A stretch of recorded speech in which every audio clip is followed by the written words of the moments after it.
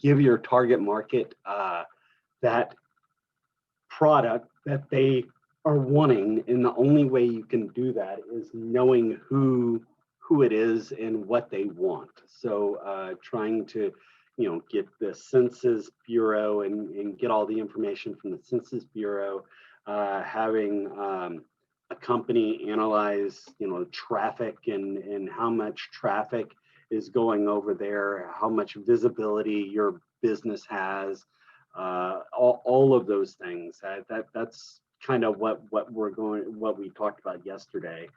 Talked about how getting focus groups to kind of look at look at the product and try the product, and then at the very end I did talk about the excuse me, menus, a la carte, du jour, a cycle, a static, and a fixed. And that's kind of, you've got a la carte, it's you buy everything individually, everything cost, in individual cost, so where it's not like like the meal deal or anything like that. It's all, everything is all individual cost. Du jour, usually kind of a daily menu, usually changes daily. And then you've got a cycle that goes through usually maybe a month-long cycle, and then maybe repeat, or a year-long cycle and then repeat, or something like that. But it is a cycle menu, or a kind of like a freshness, whatever's in season cycle. That's a kind of a cycle menu. And then you've got a static menu that doesn't change that much. It's going to be about the same. And then you got fixed or pre-fee. Fixed is a prefix menu, and that is kind of more of a kind of where you, kind of like Mother's Day, Father's Day, something like that, where you typically will have a menu that you have a choice of one or these two items, or whatever else, and it's a fixed price. It's a one price fits all type of deal. Let's see. Let's talk about menu planning. Let's watch this video on menu planning.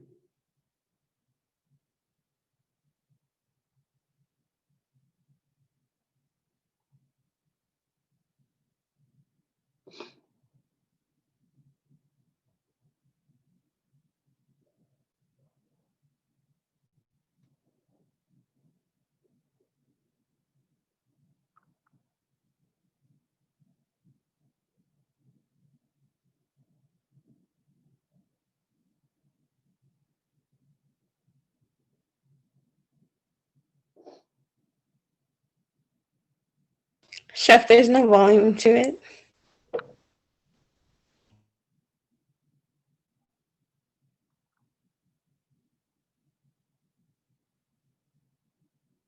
Thank you. Sorry, I could hear it.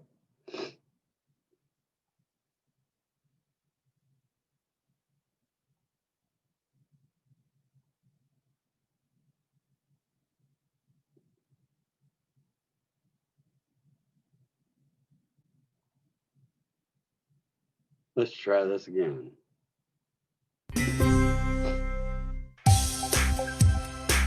Cool, thanks. A restaurant's menu is a very powerful brand statement. In fact, you are what you serve when it comes to a restaurant menu. So the question might be, how do you plan a restaurant menu? One thing that's very important to keep in mind is that your restaurant menu will have a very powerful impact on many parts of your restaurant business. It will determine how many people you need in the kitchen to produce the food. It will determine many of your price points. It will determine how your business performs from the point of view of check average. How much is each person going to spend when they eat at your restaurant.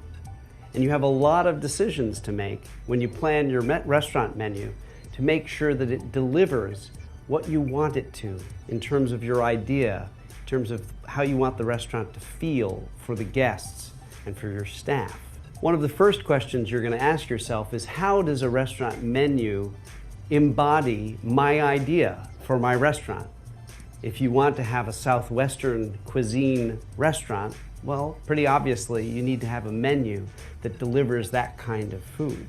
You also want to know how many items you're going to offer your guests.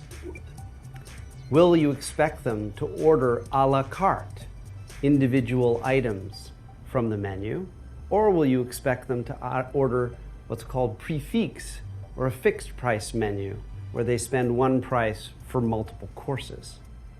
All of this depends on the style of your restaurant, the level of service, the level of price that you're expecting your guests to pay.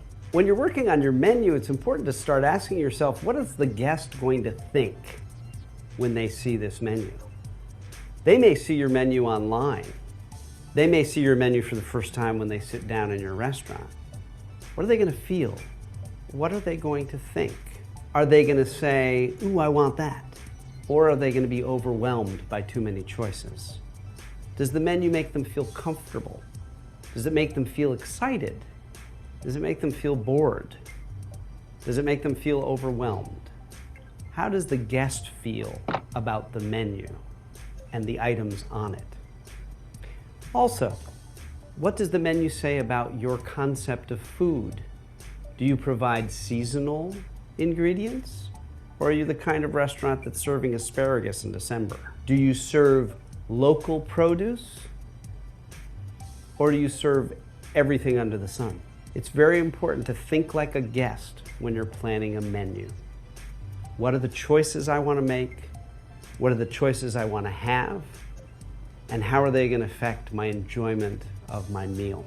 Another important thing to know about planning a menu is that a menu should not be something that's engraved in stone and never changes. You need to change your menu, and you need to create a menu that you expect to change. There will be dishes that will be more seasonally appropriate.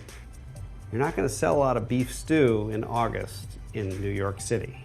You need to think about, what do people want to eat at different times of year? What is appealing to people at different times of year? Now, if you're really lucky, you'll have a dish that people love so much they come back for it. What you would call a signature dish. A dish that people say, oh, I've got to go to that restaurant because I have to have that. Well, people become very attached to those dishes. So there's an interesting balance to find. You have to add new things to keep the excitement for your regular guests, but you have to hold on to those signature dishes that people keep coming back for again and again. Change your menu seasonally. Think about signature items that people will associate with your business, and keep it fresh. Add new things to keep people interested in your menu. If working all the time in your business is burning you out and hurting your family, here are a few things that might. All right.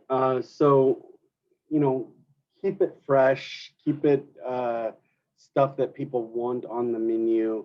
All of those things are so important. Let's see. Do you want to read these 7 designs? Yes. Thanks. Menu design. 1. Design the optimize the kitchen equipment. Designed to optimize the labor hand. Designed to show your concept. Designed to get the customer's full attention. Designed to increase your profitability. Designed to increase customer satisfaction. Designed to increase perception of value. Thank you. Now, so all of these things are so important, and I cannot stress this enough. Designed to optimize your, well, hold on, let me make sure that, so I'll explain. Okay. You wanted to design to optimize the kitchen equipment. Yeah, that's true.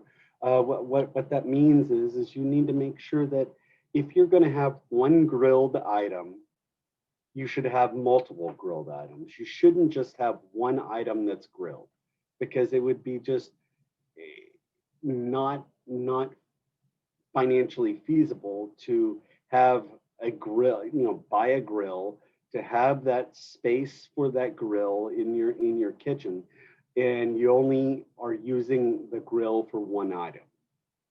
So you want to optimize, you might want to have multiple grilled items. You might want to have multiple fried items if you're going to have a fryer, all of that. But you want to optimize the equipment, and just make sure that you have the right equipment for it. You want to optimize your labor for sure. You want to make sure that you have enough labor and the skilled labor to do it. Sometimes you can get just labor, and then you need skilled labor to do stuff. Design to show your concept for sure. You want to make sure that that menu follows your concept for sure. And you know what? Also, the for the labor as well, you need to make sure that you don't overdo it on some station. Like, you don't want 30 30 grilled items all on one, in from having a bunch. And if you overload that station too much, that would be too much as well. So for that station, so maybe not overdoing it on each station, making sure each station is kind of spread out during the menu, or with the menu, what's on the menu. Let's see, you want to make sure it's profitable for sure. I mean, and you want it to have value to the customer. What the customer is going to do is they're going to be giving their own money, right? And then they want that perceived value. If you don't feel like you're getting a value for what you're buying, right?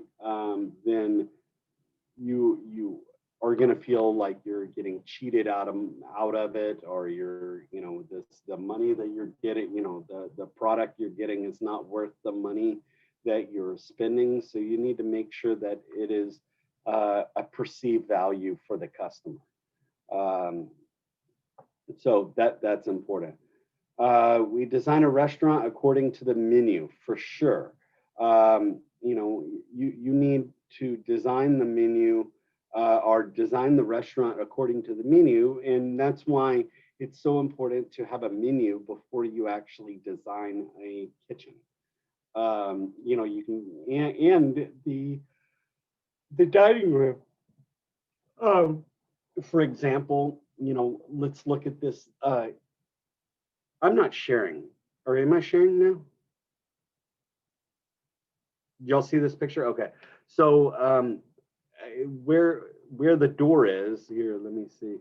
Right, so you can see this is the door to the kitchen. Okay. Now, does anybody see anything wrong with this kitchen?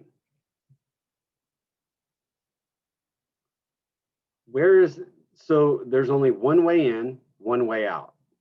Okay, so everybody's going to be going right here, coming in, coming out. And you see how many you need. First of all, you need another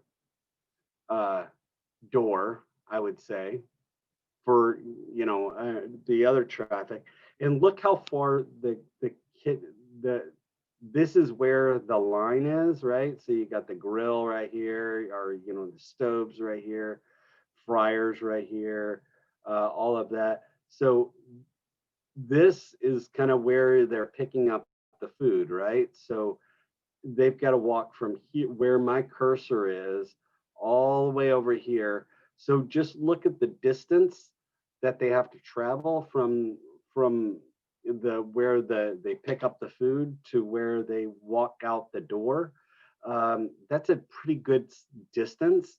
So the food's getting cold, and look how far over here is. And you know, if you had some tables over here, it would be more optimal if you would have a door maybe right here or a door right here or something, so where you can kind of uh, go on the side, so you're not having to go if someone's getting the food, right? They have to, and their table is right, oh, right here.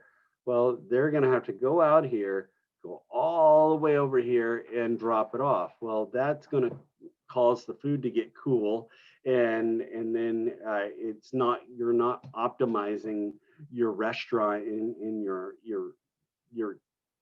you know, layout as well. So you need to make sure that, you know, the layout fits your needs. And you know, has anybody ever been to Cheesecake Factory?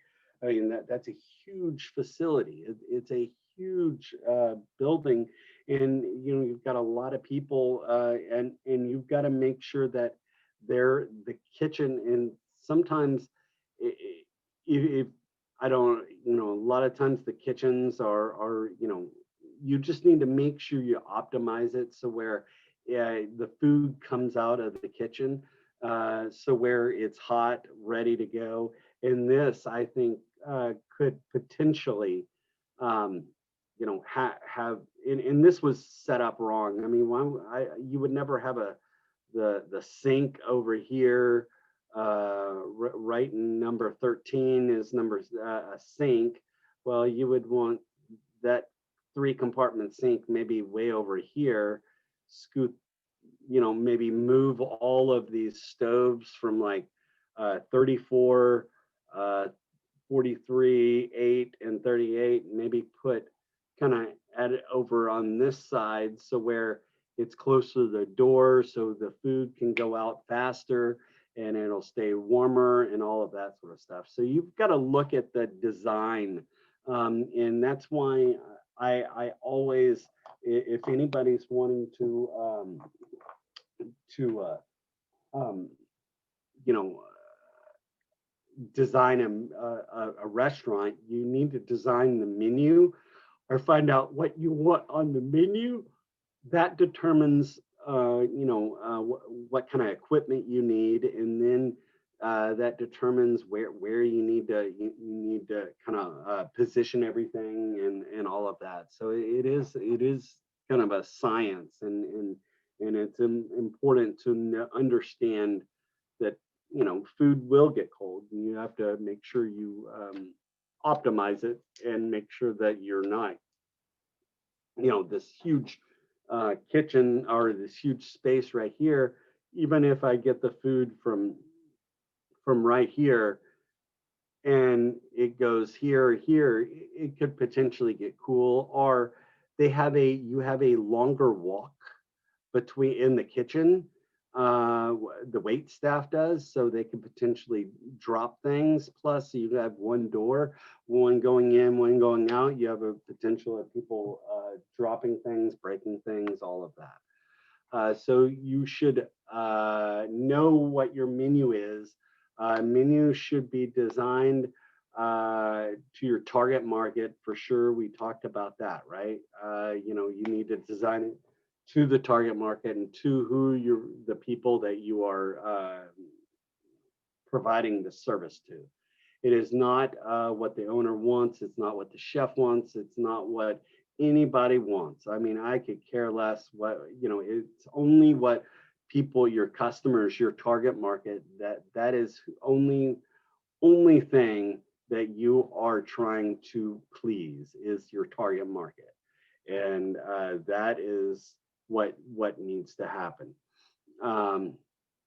You know, it's not about your wife, your mother, your parents, or whatever else. Yes, it's your restaurant, it's your business, but you're not footing the bill for all. You know, you're not the customer. You're just the owner. So make sure you get what the customer wants and not what you want, because again, like I said, no one cares what you like anymore. It's all about what the customer likes. Who is your ideal target client? You should be able to describe, you know, the person that you're wanting, you know, and that is the age range. What is your age range? What's the gender, married status, social status, working class, you know, professional, executives. You know, what kind of salary ranges are you wanting your clientele to be? Describe the behavior. Are they yuppies? Are they hippies? Are they you know, whatever, whatever. You know, you've got to know who your clientele is, and in their the way that you know, all sorts of things, right? You want to make sure what they, you know, how many times do they go out to eat? You know, you want to know that, right? You know, you want to, because you want to make sure that you optimize, because my goal is to get that person to come eat at my restaurant every single day, all the time, you know, hands down, you know. So you want to make sure that, uh, it's, you know, you're getting what they want. Make sure that, you know, all of those things. So here we go, designing a menu.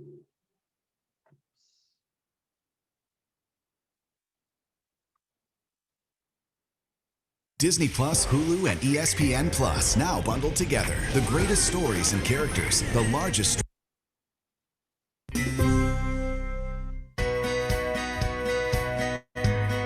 Restaurants can be a la carte. That simply means that all of the different menu items can be purchased individually, and they each have their own individual price. It's also true that restaurants can be prix fixe. They can have a set menu, perhaps with some choices within that menu, and it prescribes how many courses you're going to have and what you're going to pay for the overall food experience.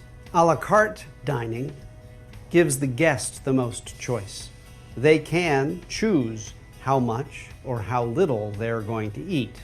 They could order a few appetizers, or they could order an appetizer, an entree, and a dessert.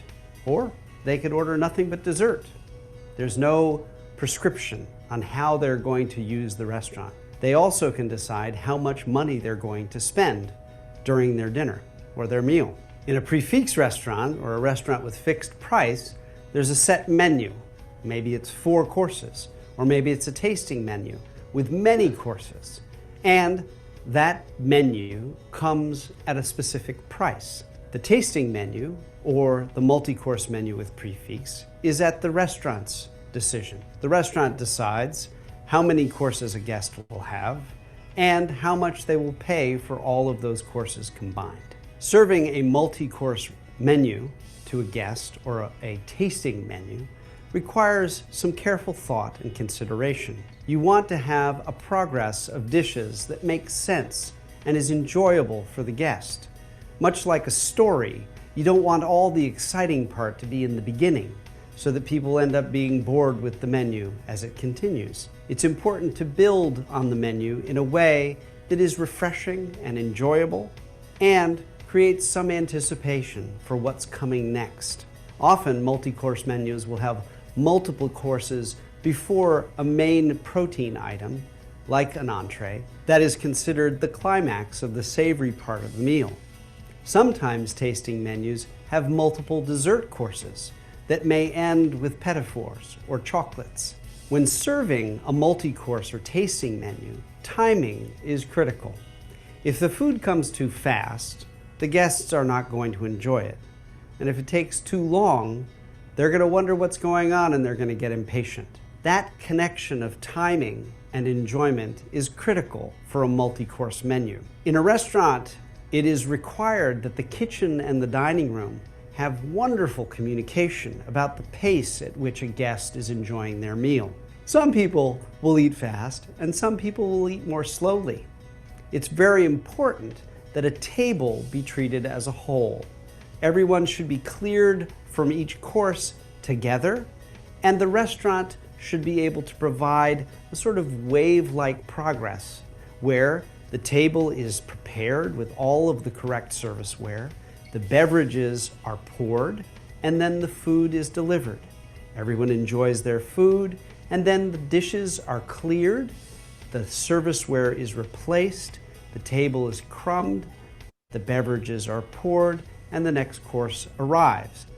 Now, the only way that can happen in a beautiful and consistent and appropriate manner is if the dining room is letting the kitchen know how quickly people are eating, and when he perceives that they might need a breather, when they might need a break before they continue with their next course. The kitchen needs to be able to respond to the changing tempo of all of the different dining room tables and how they are dining either quickly or more slowly. This is the dance of the restaurant business in multi-course menus and tasting menus, making sure that the kitchen, the dining room, and the guest are all performing the dance in the right way, in the right tempo, for the guest's ultimate enjoyment.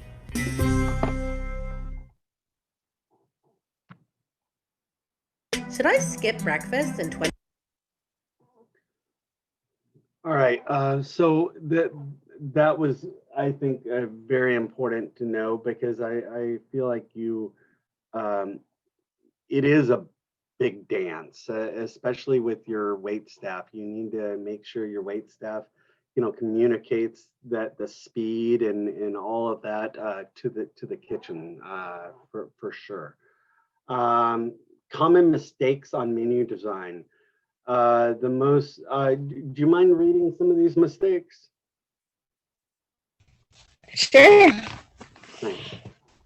The most option you offer, the better chance to increase sales. All menu items in the menu will receive same amount of attention from the customer. The customer will take his or her time to read all the menu options. Customer no value, price. We can use the same system to price our items in the menu as soon as we know the recipe cost, like increase 2.5 times the cost we obtain to price market to each price item. Lots of pictures will help the customer to decide. Mark every dish we offer with price mark is perfect. Put names in our dishes, help to make it unique. Pack of adjectives this describe will help the sale like cooked to perfection. Yeah. All right. So thank you. So like lots of these are most common mistakes, and I want you to lots of pictures to help customers decide. I think lots of pictures sometimes does the opposite. It could, first of all, there are lots of ugly pictures that people take, and you need to make it look good, and you need to make those pictures, whatever picture you have on the menu, it's got to come out looking exactly like that picture, right? Because if it doesn't, I'm going to be disappointed, because of that picture is the reason why I bought that, right? I on that menu there, it's like the Big Mac, or if anybody's ever seen like a McDonald's commercial, right? You see a nice big old juicy Big Mac, or a quarter pounder, or whatever, a cheeseburger, and it looks amazing. But when you buy it from the store or from McDonald's, it looks like a sad little burger, right? So where if you're going to put pictures, you need to make sure those pictures are pictures that reflect the realistic view of what it is, right? Because because the customer is picking it because of that picture, right? So you need to make sure, cook to perfection. What is perfection? It's like beauty. Beauty is in the eye of the beholder, right? So what you think is beautiful and pretty, maybe someone else doesn't, right? So cook to perfection. What is perfection to you? I know what perfection is to me, but what is perfection? So when you write cooked to perfection, sometimes that's not the best way, because then you're setting yourself up to fail, because Because what I think perfection is what maybe the customer doesn't think perfection is, right? So you need to understand that verbiage and understand that logic when it comes to that.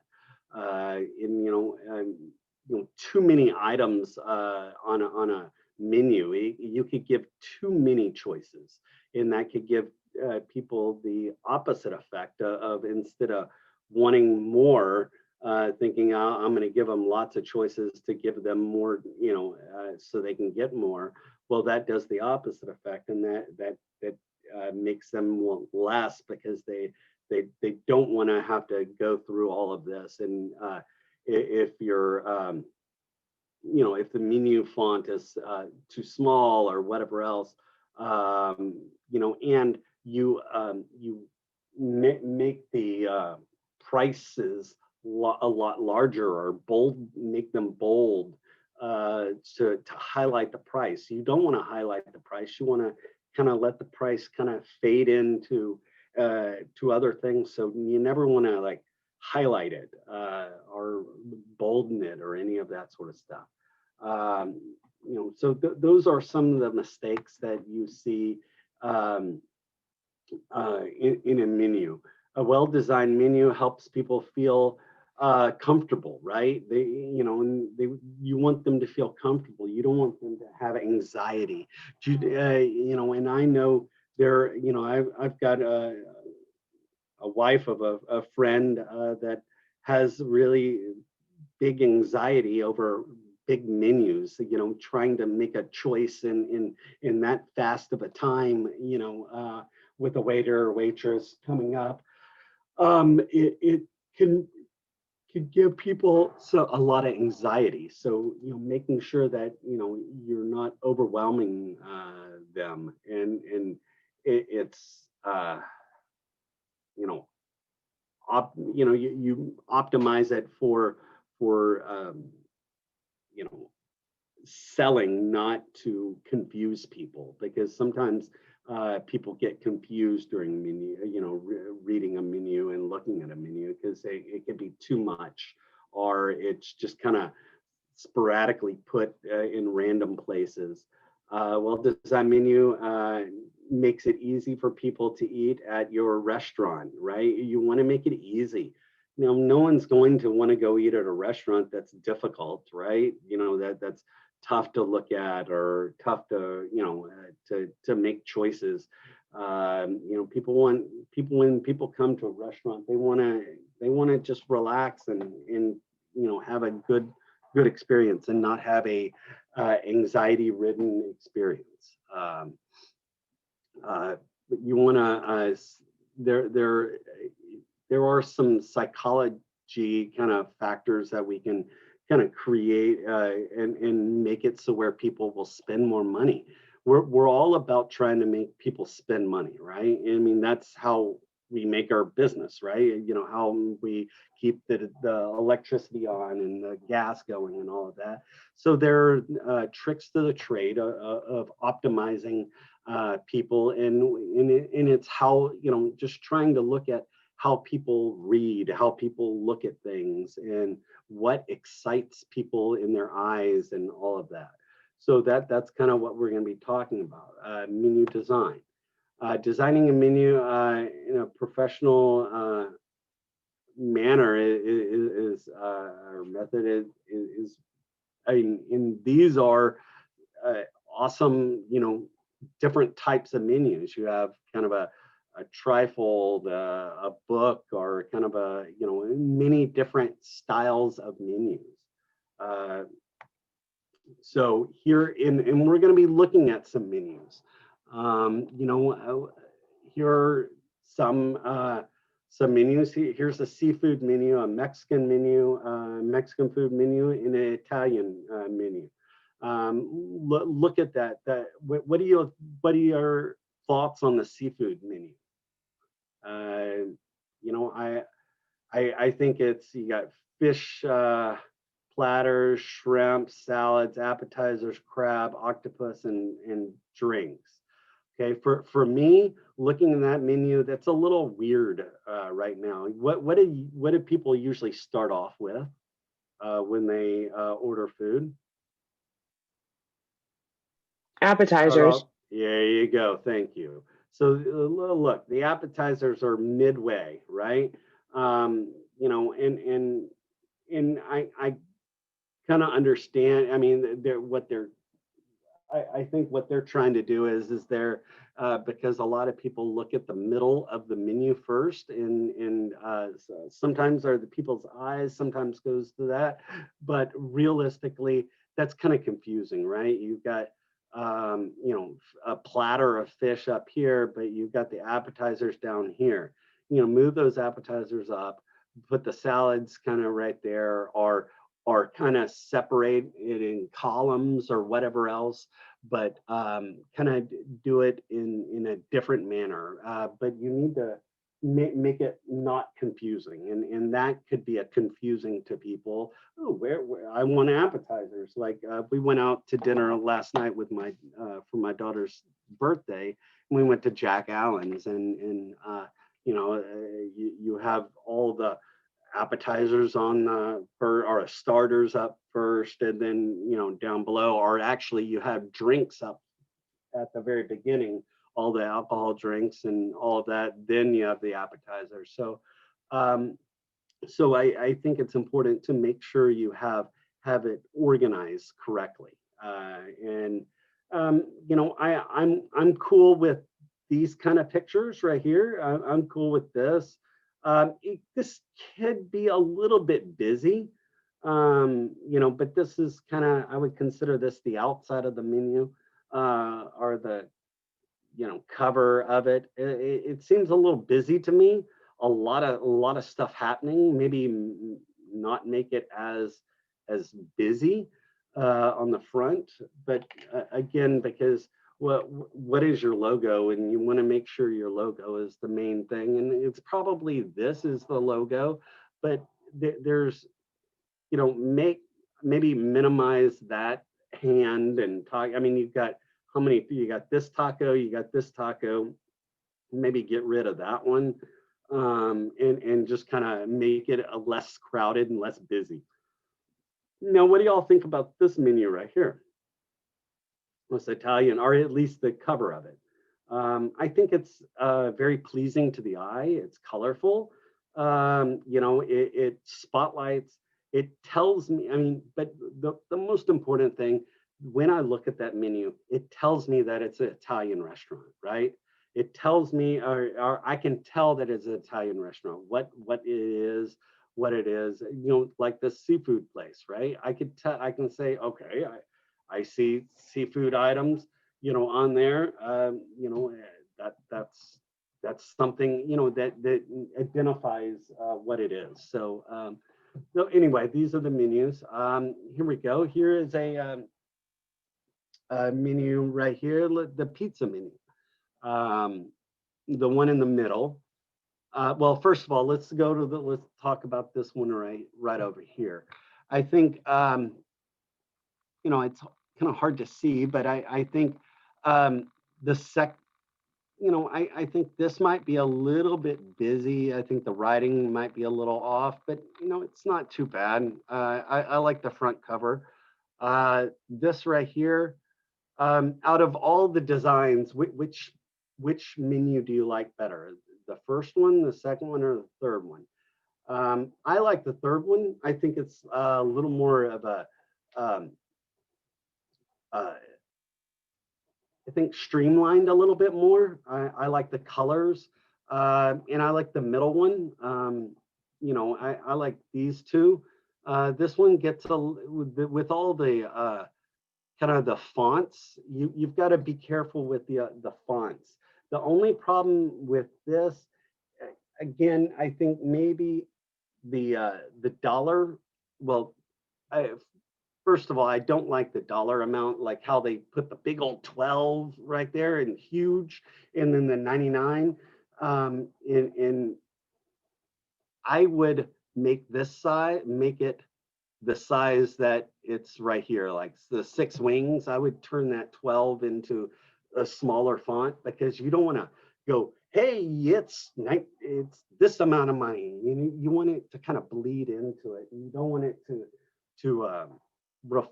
make people go, oh, damn, $28 for that, because that's what I immediately look at when I look at this menu right here. I don't look at anything else. I look at the prices. And so I'm, in a lot of times, if the dollar amount is so big like that, you typically will start looking at the prices instead of looking at the product and deciding you're probably going to be deciding on how much you're going to spend instead of what you want. And that's what I don't want. I want them to get what they want and don't worry about what they spend. So you want to kind of reverse that logic a little bit on them. Okay, on these menus right here, I think this first one onto the left with that one, it's not too shabby. I don't mind it. I mean, I think the front cover is kind of, not what I would want, but, it is what it is. But I don't mind how it's written out and done. The only thing I don't like is the dot, dot, dot, dot, dot, dot, dot, dot, dot, dot, and then the price. Again, you're saying, okay, and look how far. Can y'all see my little cursor on here? Okay, so good, because I never know if you could.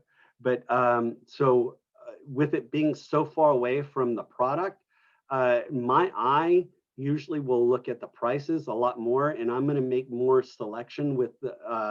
I'm going to make my selections more about the price instead of the product. So, you don't want to have all those dots along. So where it's saying, and the price is here. You want to just kind of let it kind of bleed into it.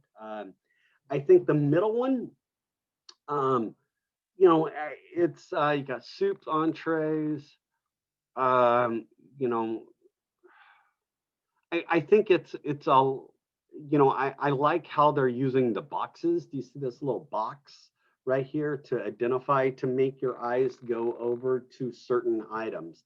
Now, those boxes are very important, or little things like that to maybe catch the eye of the customer. There are there are items on a menu that you make a lot of money on, right? And there are some items that you make not much money on. Let's talk about, let's say, a steak, for example. Let's say a porterhouse steak or a New York strip or any steaks. You very rarely make a lot of money on selling a steak dish or something like that, because steaks are very expensive, and eventually, you don't want to depending on who your clientele is, right? This is all about who your clientele is. But kind of an average price, restaurant, you're steaks and all of that, you're going to make less money on. So what you want to do is the one items that you make the most money on, let's say, I don't know, like chips and salsa, because that's dirt cheap, right? Or like chicken fried steak, that's dirt cheap to make, right? Or chicken fried chicken, or whatever else. Certain items like that, are your main sellers, your main thing. Those are the things I would put a box or italicize or make bigger, or spotlight, because those are the things I would like for people to buy over and over again, because the more they make, the more they do buy it, the more money I make, because those are the items that are are the ones that I'm producing, or I'm making more profit at than something else. Like chips and salsa is a good example. I can sell chips and salsa for $5-6, and it costs me, pennies on the dollar to make the chips and salsa or whatever else. So so that's a good way of trying to spotlight your items that you're making the most money at. Or let's say you want to spotlight something that's not that that is not doing so good that you want to make a little more buzz about. So you spotlight it or put it like where you see where it says new, or you can so where people will know, okay, this is something new or whatever. Yes, Victoria. Chef, sorry to interrupt you. I don't see any examples of it up here, but Yeah, what gives me anxiety when I read a menu is if it has no prices at all. no prices at all. Yes, That makes me anxious. totally. And for sure. And I have only been to like maybe two places that I've had that. One where it was in Las Vegas, and it was and it was an old school kind of a restaurant where they only get, and it was, my wife got a menu where it was no prices, but I got the one with the prices. That was a very old school place there, but it was I could for sure see people getting anxiety over that. I mean, because then you're ordering stuff and you're not knowing what the prices are, and that's a huge anxiety. And I would never suggest that ever. You always want to put prices on there, but you do. I would just say you don't want to spotlight the prices. Like, Thank you so much. Yeah, go ahead. yeah, like I'm okay if like I go to a place and I want steak, and so the steak costs more. Like I'm fine with that because I know that steak costs more. Of Or course. if I Yeah. want something seafood and I know the seafood actually costs more because it's, if it's like not cod, like if they're serving flounder or something, then I understand Yeah, no, I totally price. agree. But if it Yes. has no price, I'm just wondering, I was like, okay, so how much does this place want to charge for this food? Yeah, no, That's no, very, very true, and that's a very high anxiety for sure. And then you kind of question, why aren't there prices? Are they making up prices as they go along? So it makes you kind of have that unsettling feeling, right? And it makes you not want to go back because of that anxiety and all of that. And thank you so much for bringing that up. um, you know, I think knowing all of those little things is so important when you are creating a menu. And this last one, and then we'll take a break. This one, this reminds me of like a Denny's or a IHOP kind of a deal. This is kind of how theirs kind of, or from what I remember, there's menu looking like very kind of a lot of things sandwiched into one area. You have, it's too close together. I feel like everything's kind of packed in, and then you have pictures of these food items, and honestly, these food items look, they don't look attractive.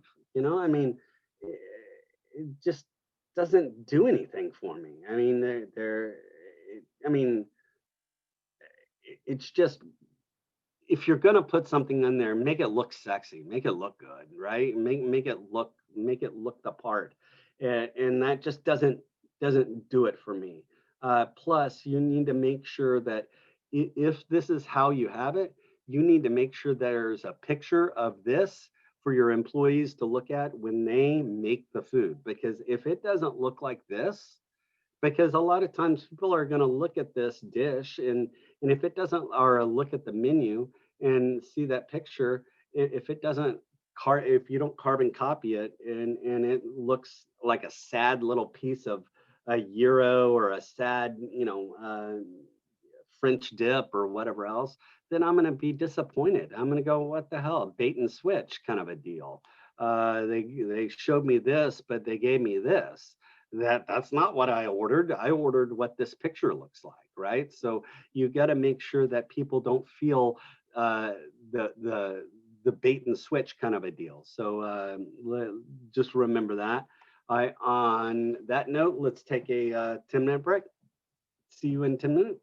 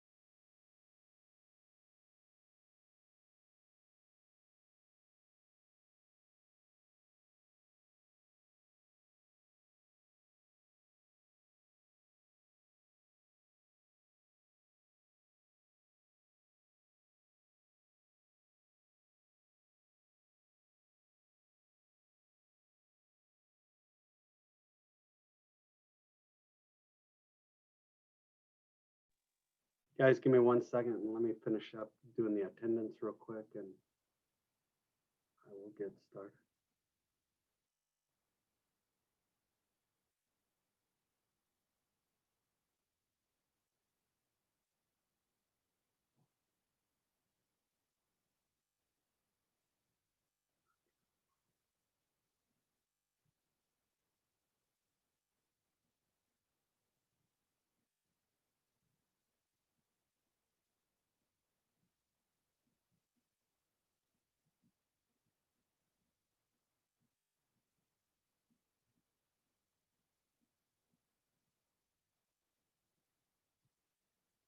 All right. Let me get back to my.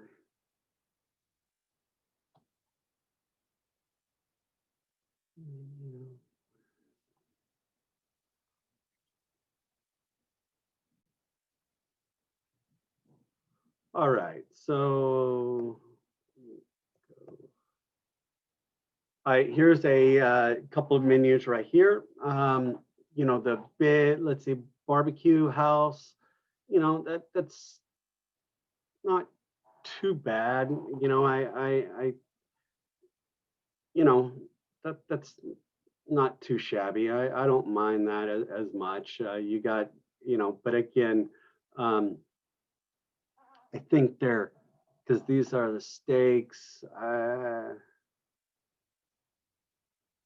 don't see salads. I don't see, oh, I don't know if that's starters. I can't really read it, but anyway, I think maybe just the organization, maybe a little bit. But I don't mind the design. I don't mind the pictures either. You know, I mean, maybe the fire. You know, but it is what it is. I'm okay with it. You know, uh, they they're you know other than maybe this burger, the rest of them are doesn't look like it's really like it's you know you're cooking it, it's not the plate, so that is fine. I honestly I kind of like this the look of this one. You know, it's pleasing to my eye a little bit. I like the color, I like the darkness, I like it all. It kind of goes kind of really well to me, but that's my eye. But again, I would hire um, uh, maybe you know, or if you can't hire a professional to help you design a menu, I would at least encourage you to get at least over 50 people to look at the menus. You know, in for you to get a good average of people to look at it, different menus, so you can decide on which is the best pleasing to those individual people. And you want to make sure that you have a whole range of different people that you show the menu to. But I'm those are not too shabby for me. I think maybe if I saw the pricing a little bit more, if this was a little bit, I think the prices are a little bit big. It looks like, but for the most part, not bad. Um, here are some. Hold on a second.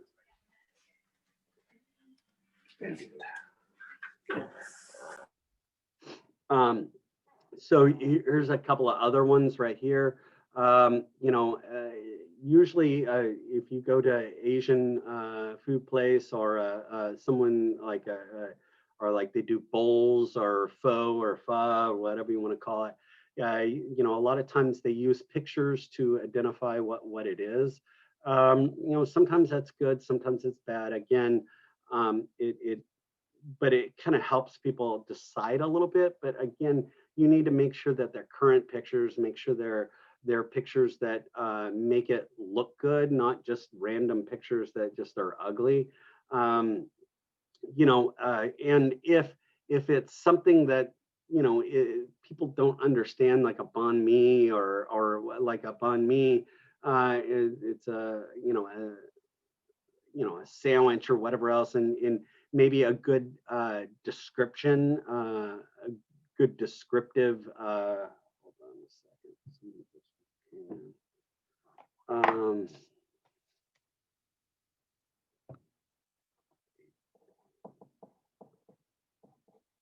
All right.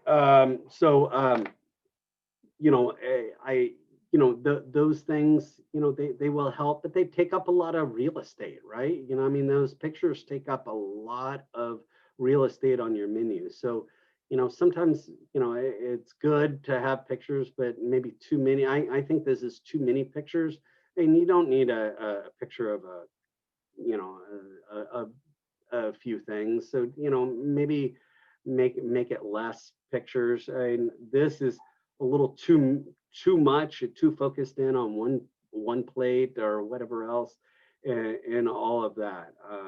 So it's a little more difficult, and plus you're going to be spending a lot more money on like like copying and photo, because of the color copy, the color print, all of that, that gets a little pricey, and all of, so you just need to be very careful with those things. Right there. Okay, here you go. This is anxiety, to, on the power of 100 type of deal. I mean, that is a lot of stuff, right? And we've probably seen Chinese restaurants or usually, something that has something like this. And that is just too much. Now, to me, when I look at that menu, that tells me that probably half that food is not fresh. It's either frozen or whatever else, because how can they keep all of this stuff fresh, right? So most of this is probably pre-packaged, pre-frozen, or frozen, or reheat, whatever else. But this is too many things. Plus, you've got to train your staff to make all of these things. And that means that I've got to train my new staff members, anybody that I just have, hired in the kitchen. I've got to train them to make all of these dishes. Now, think about me training someone to do all these dishes, and let's say I have a turnover rate. I've lost 2 or 3 people in the past little bit. So I'm going to have to retrain everybody on these. That's a lot of money I've got that costs me to do that. So you've got to be very careful with the sizes of it. Plus, look at all these pictures. The pictures are not very good. They're ugly. I mean, it's just one of those things where, and the writing is so small. I mean, I'm getting, what am I about to be, 48 maybe? I think I'm about to be 48 in March, but my eyes aren't that good. I gotta like, get the menu real close to me or whatever else, those kinds of things. Or if the ambiance or the lighting is so down, I wouldn't be able to read all these small writings. So you've got to be very careful with that. You got to make sure your guests, are not going to have a hard time ordering food. And this could take a long time. Plus, again, we're in the business to make money, right? So the more asses, the more turns, what I call turn and burn. In the United States, we do a turn and burn situation where I know how many tables I have in my kitchen or in my dining room. So I know how many times I have to, what I call turn and burn, sit and resit at a table. How many times do I have to sell that table to make a profit? How many people do I have to put? I usually have to, restaurants, you usually have to turn that table twice to make a profit on that table, right? To make an actual profit. So if it's a 4-top if it's 4 people, I need to sit that 4-top twice in one night to make a profit.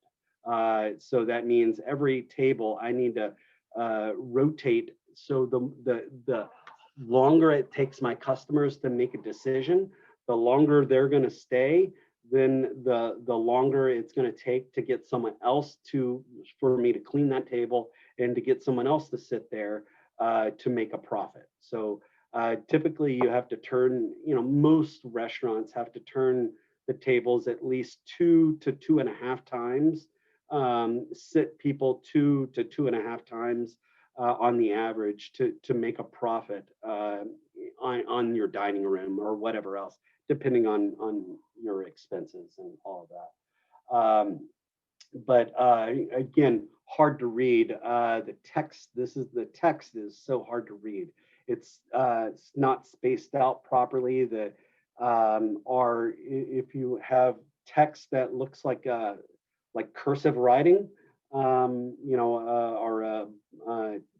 type of deal. And especially nowadays, they don't teach cursive writing in public schools and all of that, or not that I'm aware of. My kids did not get that, but so when it's in script like that, or you've got to be very careful because it kind of bleeds into it, and it's very hard to read. And size of the menu is so important, or the font size. You don't want it too big, but you don't want it too small. You need that happy medium, and sometimes it's very difficult to find. Let's see.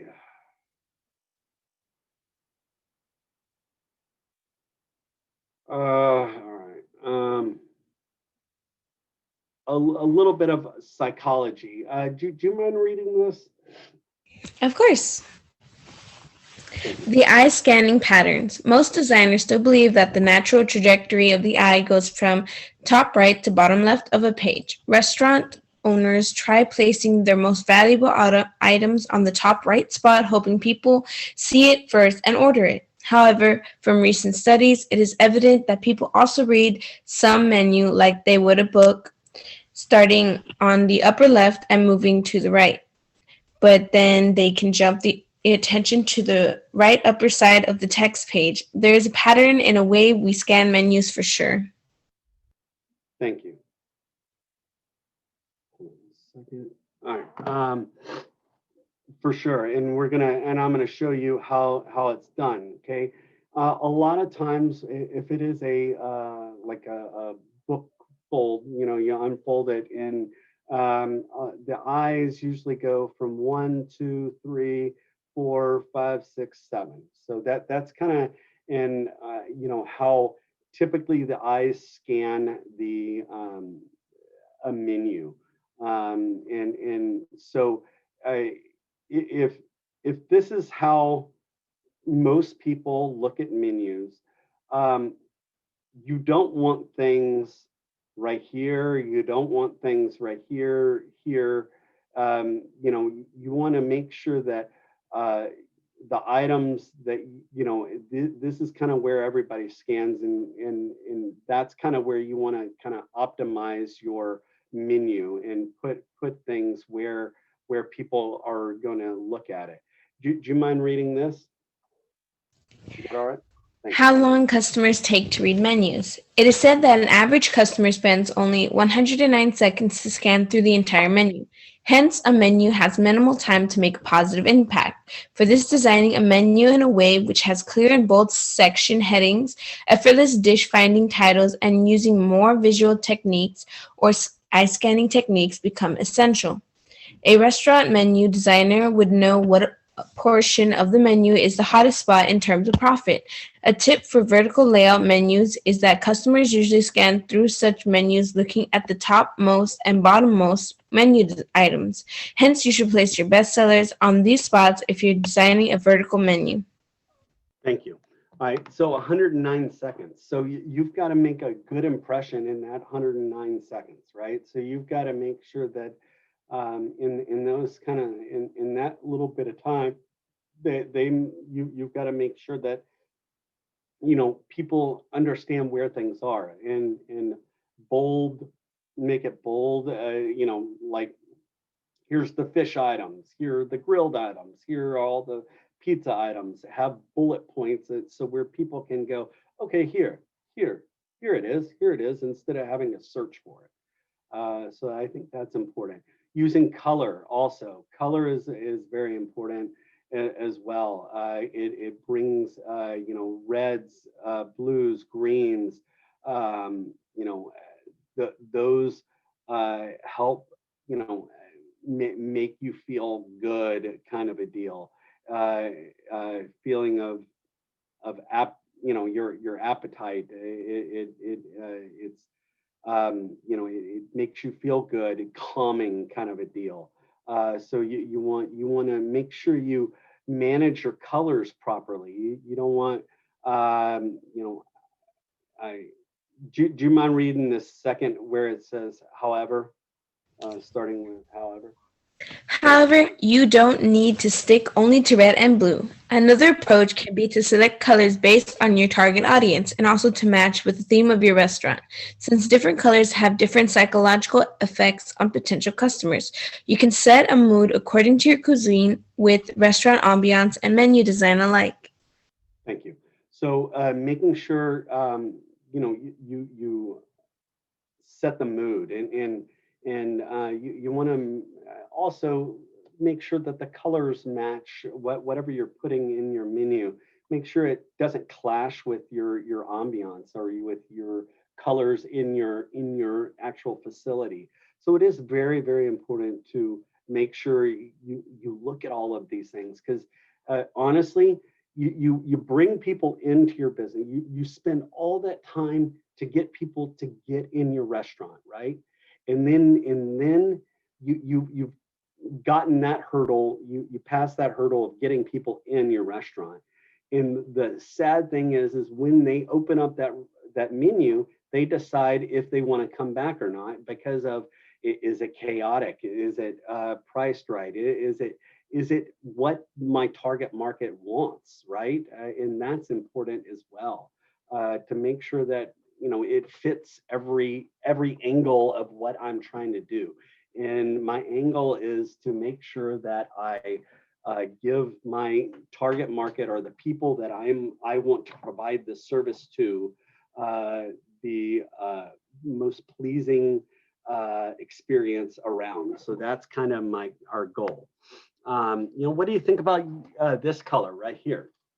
I think the I think it's a little difficult to read, or it's hard for me to my eye, like I I don't know.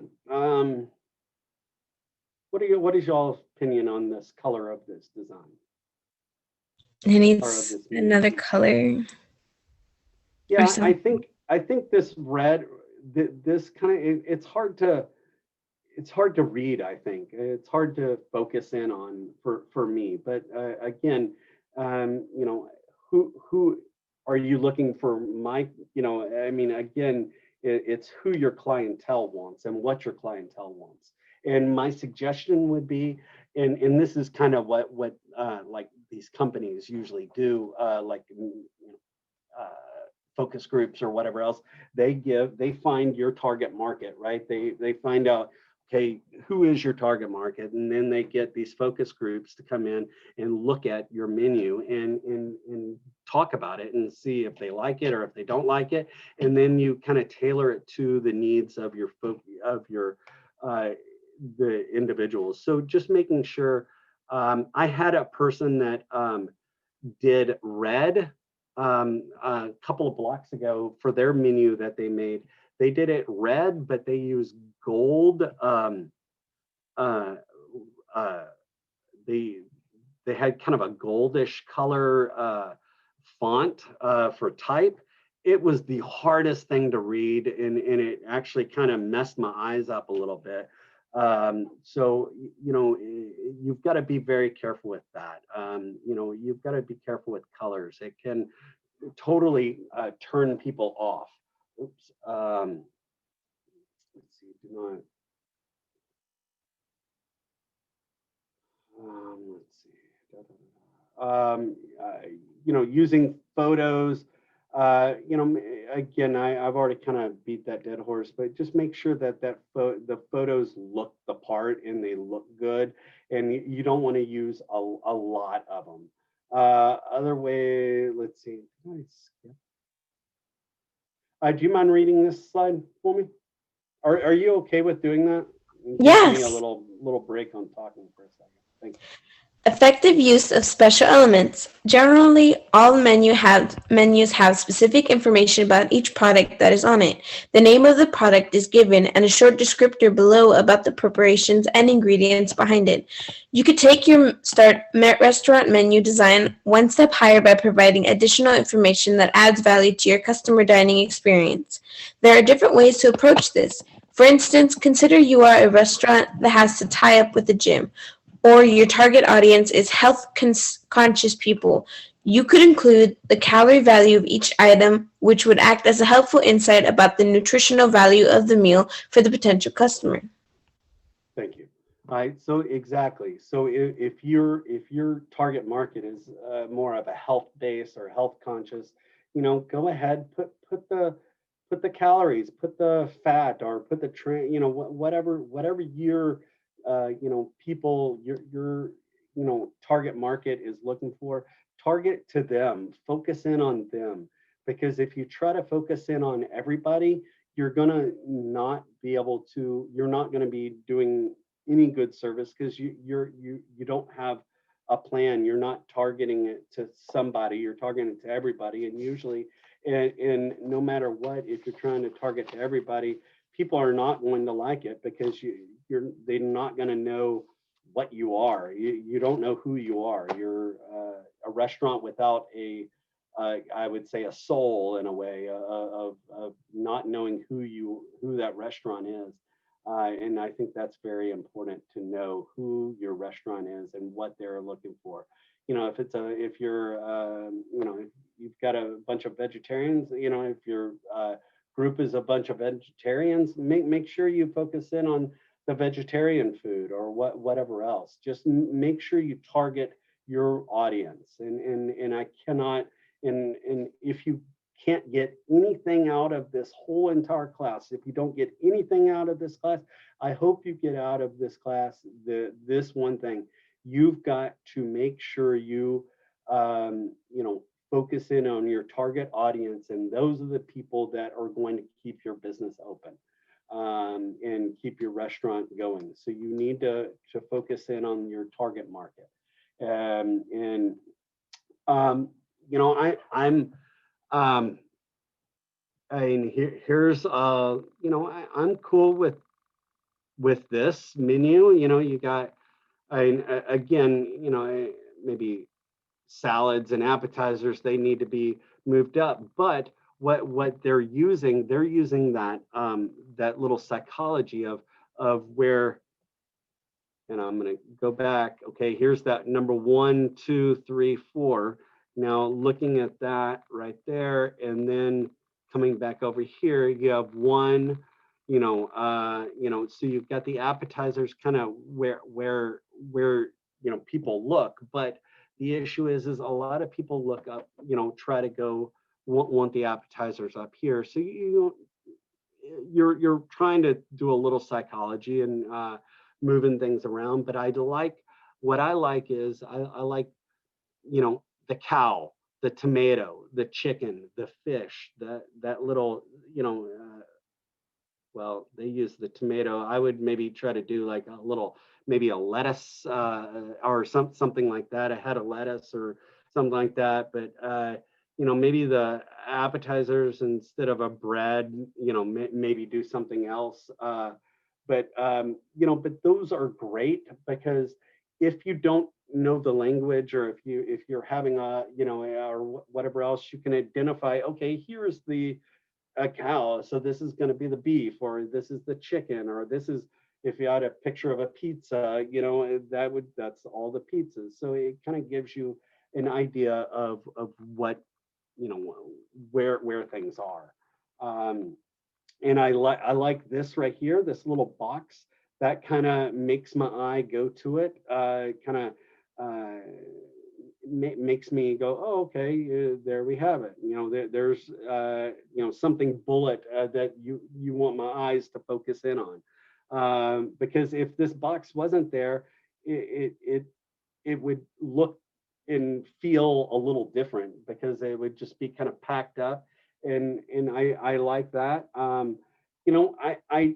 My suggestion is not put the dollar signs. I mean, this is, I think, euros or something, francs maybe, or something like that. I really don't know.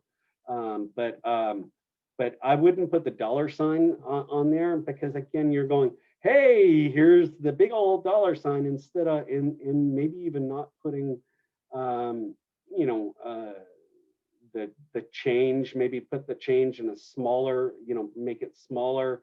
I would bring the font size down just a skosh, on the price a little bit, and maybe even bring the price closer to over here, so where it's not so spotlighted, because I a lot of people are going to look at the prices before they look at the item's name in all of that. So making sure you manage that. Do you mind reading this slide? Or you got? So many, excuse me. Many customers, when they first visit a restaurant, like to quickly scan the menu to get an overall price ideal of the restaurant, right? So, here, this is too easy for them to look at the prices. I don't want the too easy, so I would move all my prices over to here, so where it's a little less harder and it kind of bleeds into the description just a skosh, so where it's not, so where people aren't going, okay, here are the prices, okay, and then they choose the item by the price instead of choosing the item what they really want. So using that psychology and making sure you kind of make the prices just a skosh smaller. Now, you have, do you mind reading this slide? Sure. Thank you. Cautiously strategize prices. Don't use currency symbols on the menu. It is given that you're mentioning price next to a product on the menu. Avoid aligning the prices vertically and horizontally. Make use of non-traditional pricing and use one decimal point instead of two. Suppose an item costs $12.40. Mention it's as $12.04. Yeah. This creates a psychological effect as you're not misleading them, yet creating a sense of lesser pricing by eliminating the extra decimal point.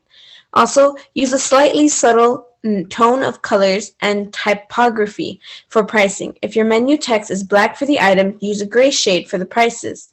This would create less visual importance for the prices. Also, don't align items of the menu from lowest to the most expensive item or vice versa. Instead, mix the prices up. Thank you. And I hopefully that makes a lot of sense to y'all, because you again, you do not want things, you really don't want to spotlight the cost of the item, plain and simple. You want the customers to choose the item because they want it, not just because of the price. Does that make sense? So trying to not spotlight it. Now, there is going to be a little bit of, I'm going to the PowerPoints are going to talk about how, in a little while when we talk about pricing, how I personally like round numbers, like, just $16 or $17, or instead of 1995 or 1999. Now, the portal talks about using 95 and 99 is good because it seems less, kind of like the Walmart, kind of the process Walmart talks about or uses. Everything at Walmart ends in a 99 or 95 usually, because of it's the perceived value. People feel like it's, if it's $10.99, it's not $11. So people think it being in that way, instead of $10.95, it's not $11. So they feel like they're getting a value because it's not that higher number. It's not the $11. It's $10.95 or $10.99. And for me, I like using just a 16 or whatever else, and not having the dot dot, just having, if I need to round it up. But I prefer a clean, what I call a clean number of just a just the digits and no change. But again, the portal does say something different. So, again, it's to each their own, and it depends on who your clientele is. So if you hear me saying that, and then you read or you look on the portal when it and they talk about that, you need to be aware that again, it is all subjective, and it's who your clientele and what your clientele wants. So just if you see that on the portal and you hear me talking about it, you'll kind of understand. Now, a little bit of psychology when it comes to this. Let's see.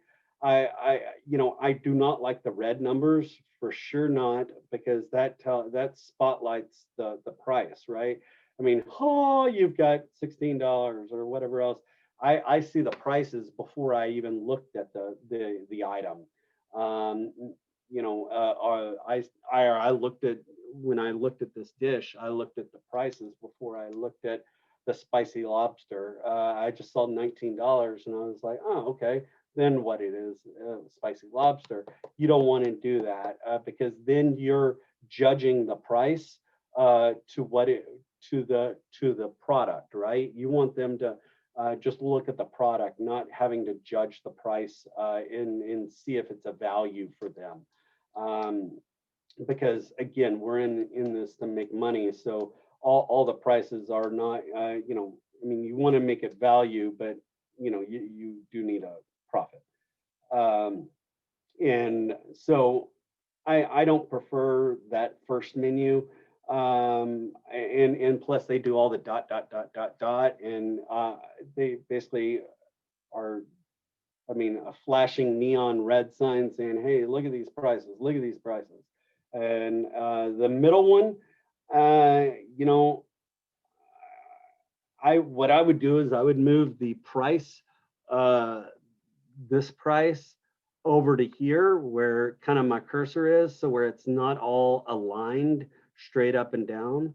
And I think the font size may be a little skosh too small, but I think for other than that, it's fine. Again, for this one right here,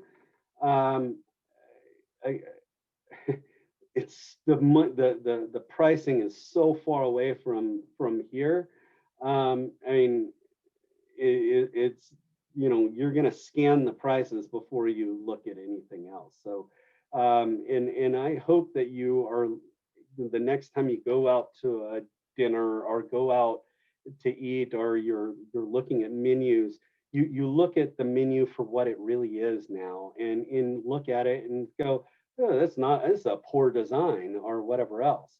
Especially now with menus being like online, or the what is it, QV or like the scanning code, like the little box QR code. Thank you, QR code. In making sure your menu looks good online as well, when you scan it with the QR code, because I've seen a couple of them that are kind of just janky. So you need to really make sure that even though that we're switching to online menus right now, for most on ground restaurants have menus, so they don't have to clean them and all of that sort of stuff. Making sure it correlates and it works really well online. So making sure that does itself too. About lines and boxes. Do you mind reading about the lines and boxes on this? Yes. Organize the menu with lines and boxes. Your menu is going to have much information. To ensure that it doesn't look overwhelming to the potential customers, you need to organize it. You can use lines and boxes to keep similar items together on a menu with many options or a variety of food. It is essential to divide the menu in a logical manner that is easy to understand for the customers. Generally, the segmentation is done by the kind of food, like appetizers, desserts, entrees, and drinks. Another approach could be to group the items by meat dishes and pure vegetable dishes also. Any kind of grouping is acceptable as long as it is connected by strong characteristics that are essentially comprehensible. If your grouping is logical and you use design elements of lines and boxes, it would be beneficial to your consumers. Thank you. And that is the, the boxes, like these right here, these boxes right here, these lines right here kind of helps you navigate and determine where one appetizer, all the appetizers are, and where the main menu is. So, looking at this menu, you know, I, I like these menus are a little more pleasing to the eye for me. Again, I wouldn't put the prices so far away from the description. I would move, what I would do is I would maybe uh, put the font size for that, what that number, the 10, make that the size of the description, and make the description size font the size of for the price. So I would switch the sizing around, so where the description would be a little bit larger and the price would be a little bit smaller. And I would move the price over to like, to like right where kind of the end of that item ends. That's where I would put the price right there. So where it's not so aligned, because it's so damn easy to pick items for the price instead of the item that you want. And I do that quite often, if I'm because I'm on a budget. I have family, I've got, I've got and sometimes I do by the price, not by what it is. If you use that psychology and move that price around, it's a little more difficult to do it, and so where you don't do it as often. But like what I don't like is boxing the price, right? That's like, hello, here it is, type of deal. So you don't want that. But I do like how they do have this kind of, it's kind of segmented it out and easy to read. This one, I think the boldness kind of, to me, this bold writing makes this kind of not so nice. Maybe not make it as dark and whatnot. But again, that I'm talking about myself, right? If you're trying to capture my, I'm what, 47 now, so my age range, or the way I look at things, or my, maybe I'm cool with it, but maybe some other population or different group that you're looking for, that you want to provide service to, maybe they don't think it is as pleasing. Back in the days, my eyes, I could read a lot, read the smaller writing a lot better, but now my eyes are not as good, so I can't read it as good. But cross-selling items, making sure that your item, like, do you mind reading this one real quick and then I'll discuss it? Of course. Experiment with cross-selling items. Cross-selling is something you would have seen often in online retail websites. Whenever you click on a product to buy it, there is a frequently bought together line that mentions one or two more items that people generally buy with the product you're looking at, to provide a wholesome value. This is helpful for the person who's buying the product, as these products would add value to his original purchase. It is also beneficial for the seller, as they are getting in the eye of the potential customer. This is called cross-selling.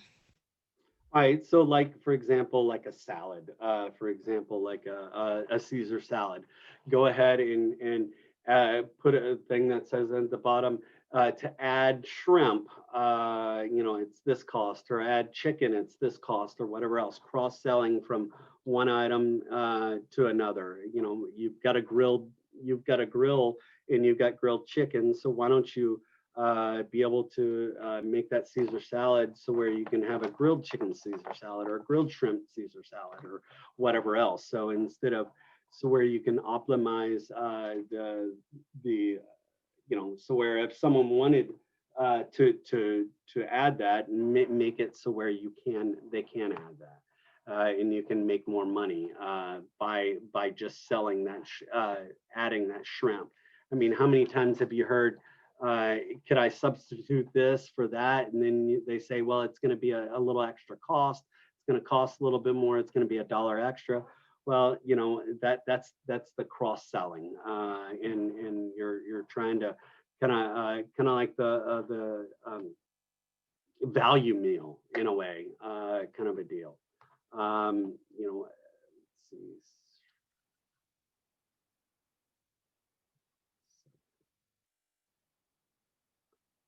Thought I had video. Tomorrow's video. All right. Hold on a second. I thought I had a video, but I guess it was tomorrow when I was looking at the PowerPoints. Okay, so here's another little bit of psychology here. Let's see. Okay, now here's Dogfish. I kind of like Dogfish's way of doing it. The only thing I would do is I would take that, instead of putting the price directly on the line with the title, I would move the price right down here, right behind, right after the description. I would make the description just a little bit larger. I would make the description the size of that price and the price the size of that description. So I would flip the sizes, and I would move the price down to right at the end of that description. But other than that, I really like that menu. Other than the pictures, I mean, as long as those pictures are true to form, and they're gonna come out looking like that every single time, I'm okay with it. I think you could probably do without maybe. I think you could do without one of the pictures or two of them, and just maybe have a something else. But I'm okay with it. When it comes to this one right here, I think boxes or something are something kind of breaking it up a little bit, so where it's got little segments, or you could put a box around this, or a little line or something to kind of separate these items. I think that might help as well. Do you mind reading this one? Oh, I'm sorry, I didn't see you were gone. Do you want me to take care of it? Your menu should be versatile. Now you must manage your inventory. No item on your menu should stand alone. If you offer a fresh lobster roll, be sure to include lobster in other dishes as well. Otherwise, the lobster meat will end up spoiling if you don't sell any lobster rolls. Throwing food away in a restaurant kitchen is akin to throwing money away. Thank you.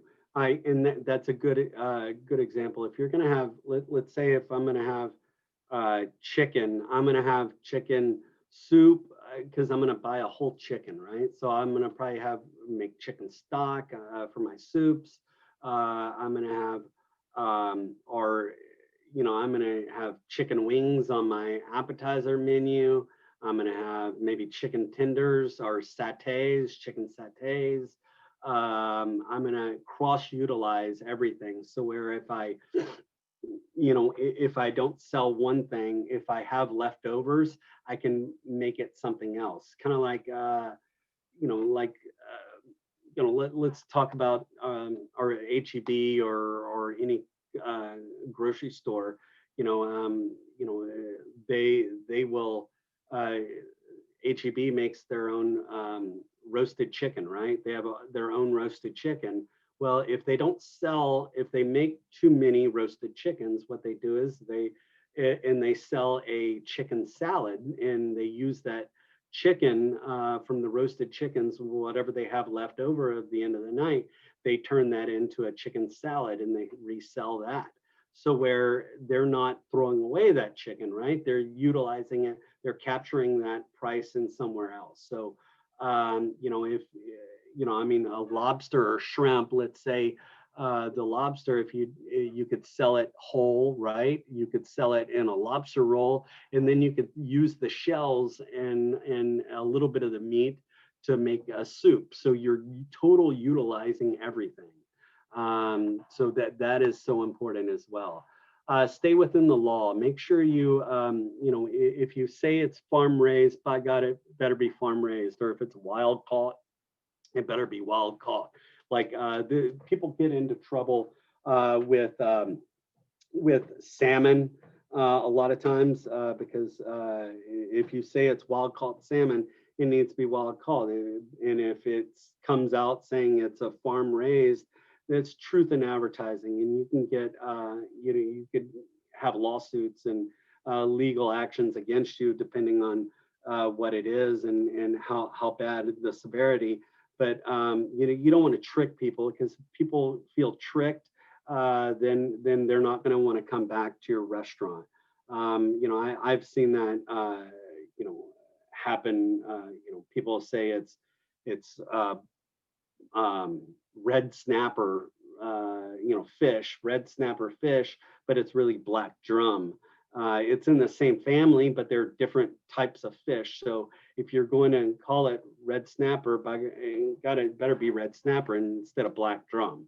So you need to make sure truth in advertising, or if it's organic, it better be organic, and you better treat it in those ways, or in take care of it in those ways, because if not, it could really get you in trouble. For example, like Dover sole. Dover sole is a type of fish, and it's a flat fish. But Dover sole, to be called Dover sole, it's got to come from Dover, England. So for me, there is other sole. There's sole that you can buy, that is almost similar to Dover sole, but it doesn't come from Dover, England. So where I cannot call it Dover sole, that's why you might hear it called lemon sole, or just a flatfish, or sole, or whatever else. So you just need to make sure truth in advertising. Staying up with the trends, for sure. You need to stay up with trends, but you don't want to ride fads. Trends are good, but fads are not.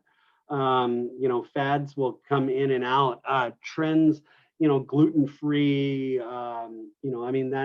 that's kind of not even that's just a given now. If you run a restaurant, and you're going to need to have probably some sort of gluten-free item on the menu, or those kinds of things. But you need to make sure you keep up with it, and with whatever your clientele wants. If your clientele is okay with spending a lot of money on organic product, well then fine. Let's do organic. Give them organic product, but just make sure that your clientele is wanting that, right? And that is fine, but just keep up with the trends and keep current. You always want to keep current. I think that is the most important thing, is keeping current. Do you mind reading this slide? Are you there? Oh, she's not. All right. Let's see. Oh, no, I'm here. Oh, okay. The bourbon of choice. Perhaps this is part of the joy of a tasting or set menu, the removal of responsibility. And maybe the recent trend for tapas-style sharing plates has been so popular because it relieves the decision-making pressure. If all your eggs are not in one basket, is there a perfect amount of choice? And that thank you. And that just making sure that people have choices, and the tapas style or what family style or whatever else. This kind of helps out, but just you're trying to make sure that your customers can make a choice in a timely manner and get what they want in the price point they want. So that's kind of the goal. And how much dishes, how many dishes is too much? Really, it really kind of, you need a good mix of items. Let's see. Do you mind reading this slide? Yes. How many dishes is too much? Bournemouth University's new study has sought to answer this very question. We were trying to establish the ideal number of starters, mains, and puddings on a menu, says Professor John Edwards. The study's findings show that restaurant customers across all ages and genders do have an optimum number of menu items, below which they feel there's too little choice, and above which it all becomes disconcerting. In casual food, people want 6 items per category: starters, chicken dishes, fish, vegetarian and pasta dishes, grills and classic meat dishes, steaks and burgers, desserts. While in fine dining establishments, they prefer 5 starters and desserts and 7 main courses. Thank you. So what I need you to understand is you want enough, but you don't want too much, right? And you don't want too little either, because if you have too little, people are going to feel like, after they've eaten a couple of items, they feel like they've eaten everything, right? So you need to make sure you have enough, but not too many items. And those things are so important.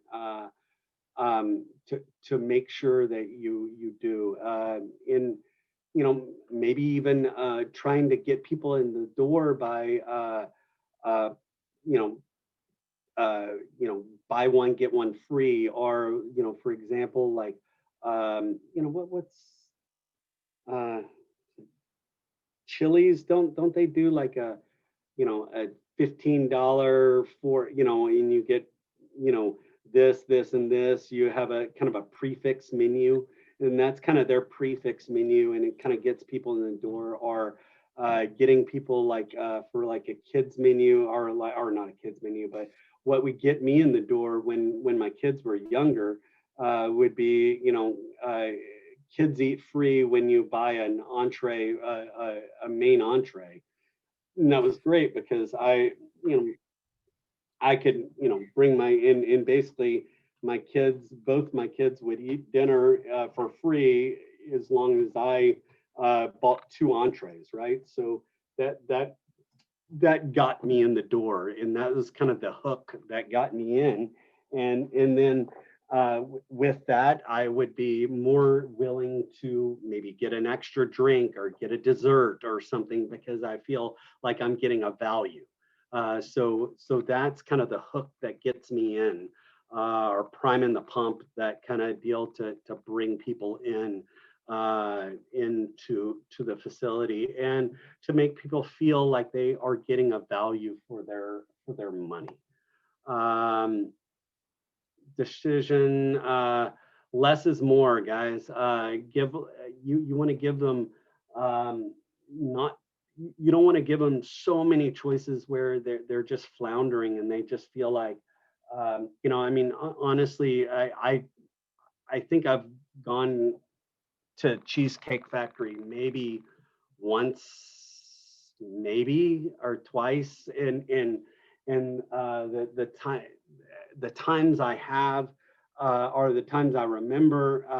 It was it I it made me feel like I didn't want to eat there, because they had so much stuff. Where how the heck could someone, that food be fresh, all of that. So less is more when it comes to menus, creating a menu. Let me see here, for menu engineering. Hold on a second. So again, here is kind of for menu engineering, you have 1, 2, 3, 4, 5, 6. So that's kind of how so people look in the middle and then they kind of look off to the right, left, down, to the right, and going up. So these are how people look at menus. So determining with that kind of determines things of where you put items on your menu. To increase profitability and to increase the guest performance and to make sure that they're you know we're reaching our goal, and that is to get them uh, to order a food by what they want and not by the price, and have it ease. Okay, 5 steps for creating a restaurant menu. You need the food, basically a menu food cost. You need the menu price. You need to create a menu graphic. You need to kind of get all the menu items together, and you need a final menu layout. So this is kind of how you're going to kind of get your start to create your menu, because you have those 20 items that you have your name of your restaurant and you have a mission statement. Now we're going to be costing out the menu, the item, or creating a menu, or you're going to create a recipe, and then we're going to create in those recipes, we're going to cost out that menu items. So where if are you going to be making money every time you sell an item? Menu cost, do you mind reading the menu cost? Yes. Identify the menu food cost is essential as it tells you how to price the menu items for selling. Based on the cost, you should decide if you should include the items in the menu or not. The ideal menu food cost should be 28 to 30% of the selling price of the item. Thus, if the final selling price of the item comes out to be too high, you should then consider if your target customers will be willing to spend that much on an item, and whether or not it would be a good idea to include that item in your menu. Thank you. So the average food cost percent, and we'll talk about food cost percent and all of that, is around 28 to 30%, and that is on the average. So again, and that's kind of what we're going to be doing is on the average is 28 to 30%, and I'll show you how to calculate that in a little bit. For a food cost, so cost of each ingredient plus the cost of purchase equals item food cost. So, cost of the ingredient plus the cost of purchasing equals that. So that kind of gives you an idea, and I'll explain that when we get into the pricing. Menu pricing needs to be done carefully. Why? Because if it's not done carefully and if it's not done right, you are going to lose money. There was a girl in my class this was when we were on ground, and this was maybe in March, right around last March or so, right before we kind of shut down. I was teaching restaurant operations at the school, and her and her husband had a restaurant, or have a restaurant, or I don't know if they still have it or not, but they had a restaurant, and she and her husband never costed out their menu, and so the way that they got the cost of the items, they went and looked at other people's prices that are around them, and then they costed it or put the price of the menu item about the same amount as what like the next door neighbor or the next restaurant down the way for their burger.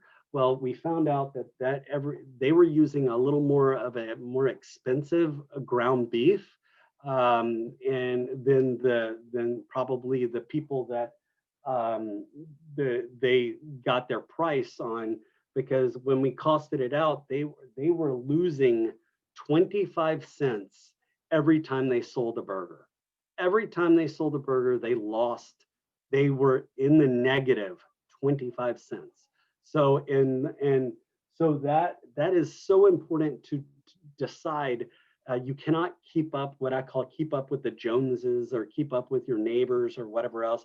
You can't price it just haphazardly. You need to cost it out and find out exactly how much that hamburger meat cost, how much that pickle cost, whatever you're selling. You need to know how much one slice, if you're putting 2 slices of pickles on that burger, you need to know how much those 2 slices of pickles cost you for real, not just coming out of random numbers. So making sure that you do that is so important, because that is your livelihood. That is what you make money.